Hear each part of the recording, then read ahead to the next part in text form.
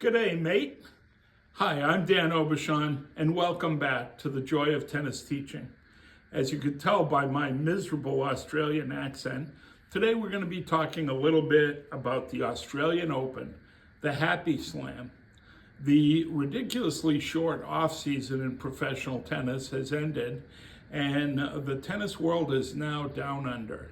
And this tournament has a special meaning for me because back in 2020, I made my first and only visit to the Australian Open.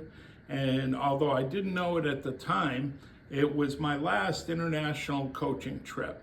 I was able to teach for about another year after that before my illness grabbed hold. But I'd like to talk just a little bit about the Happy Slam.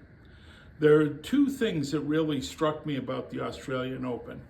One is what a great city Melbourne is to host a big event like that.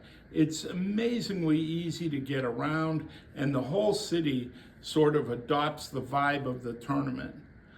The other thing is the fans. The fans are really into the tennis, but so are they at every major tournament, but they're a little more relaxed about this. You might hear the commentators, if you catch some of the Australian Open on ESPN, the commentators talking about what a party atmosphere it is. And it really is, and I think that's a great way to start the tennis season.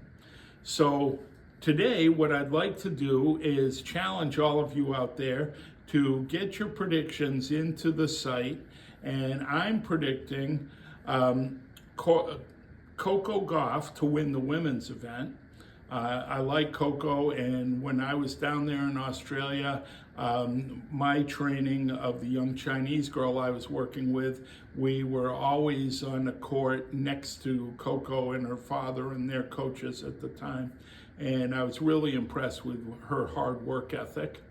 And on the men's side, the smart money is all going with Jannik Sinner. So I've never been accused of having smart money. So I'm going to go with Carlos Alcaraz to get his career Grand Slam at the youngest of any player.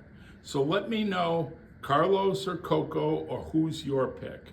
Go out there and be joyful.